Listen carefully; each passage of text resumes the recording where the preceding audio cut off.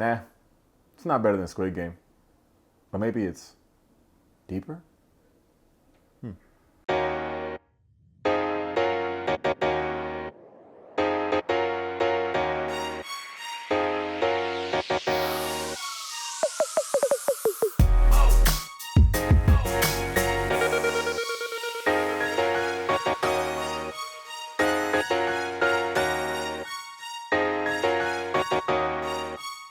Alright, welcome to Taste Take. If you're new here, I give spoiler-free movie and TV reviews. Give you a little background, just let you know if I think it's worth checking out or not.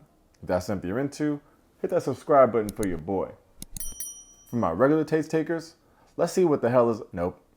Not doing it. Nope. Not doing it. Hellbound is a new South Korean drama on Netflix.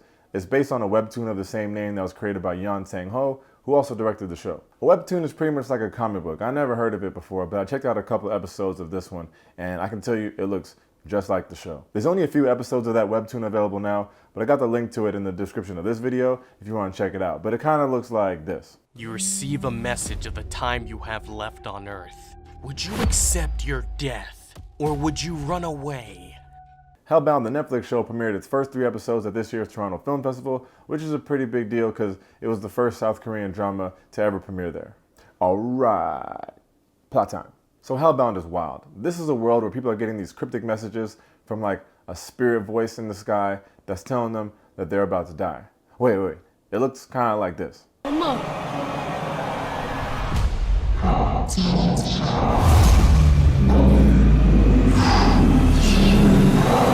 Not only that, this voice tells them how many years, months, days, or hours that they have left. Worst part, all the people that get this message are going to hell. Damn, hate to see it happen. But are all these people that are going to hell gonna die a nice peaceful death surrounded by their loved ones? No, they're not. These 3 monsters are gonna come out of thin air, rip their bodies apart, and burn them up, leaving just a few bones. It kind of looks like this.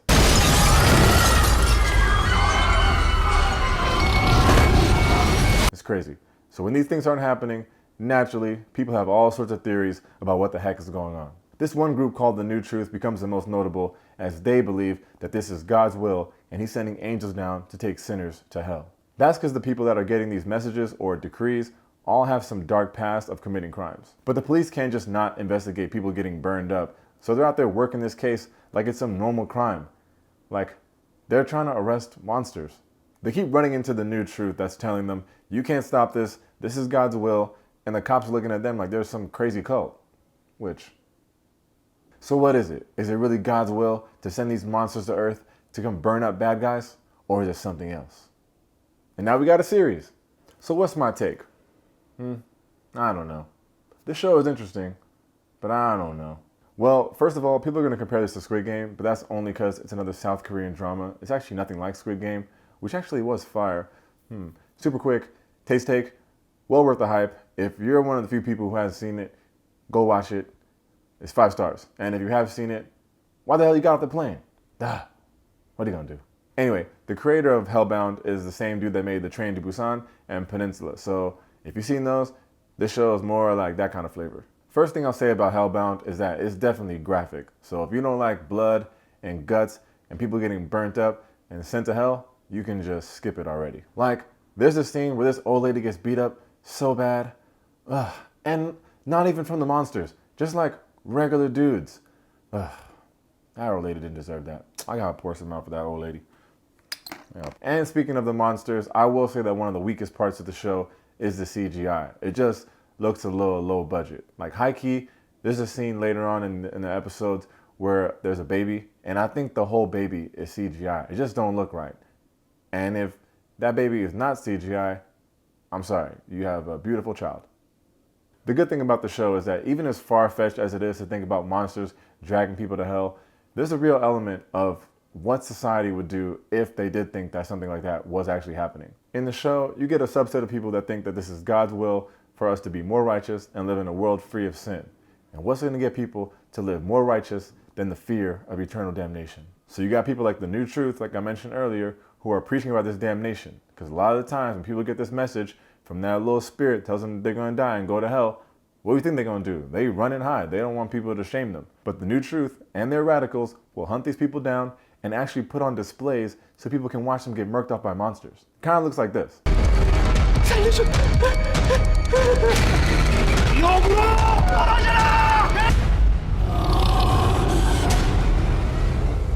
So it's like, y'all are preaching all this righteousness, but will also go out of your way to expose people who got the decree. Like, you're putting on shows to watch them get murdered because they sinned. Seems a little hypocritical to me. Seems a little bit like what we see in religion today to me. Hey, you ain't going too goddamn far now. Okay. Just saying, you seem to hear a lot of religious folks trying to steal God's will and trying to tell people if they don't follow what they believe, they can end up burning in hell for all eternity, even though that concept of hell is not even in the Bible. Huh?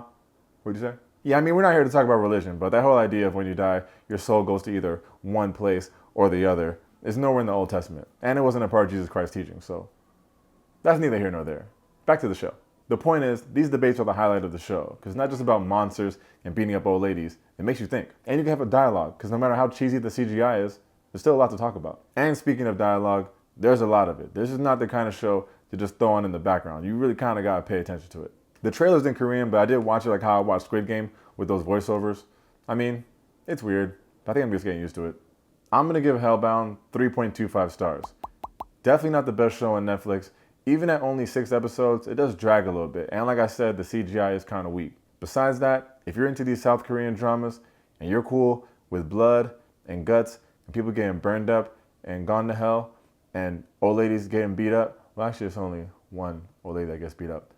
Anyway, if you're into all that kind of stuff, I would say definitely check it out. It makes an interesting case for some good dialogue. And if you're cool to just talk about this borderline religious stuff, if you want to see how people address these messages from the other side, definitely check it out. It's available exclusively on Netflix starting Friday, November 19th.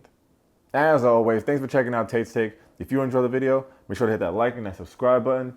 In the comments, let me know if you plan on checking this out. And if you did check it out, what did you think of it? Is my rating too low? Is my rating too high? Do y'all watch webtoons? Do you believe in hell? Just joking. You don't have to answer that. I'm just kidding. Sheesh. Golly. Thanks for the time, y'all. Peace.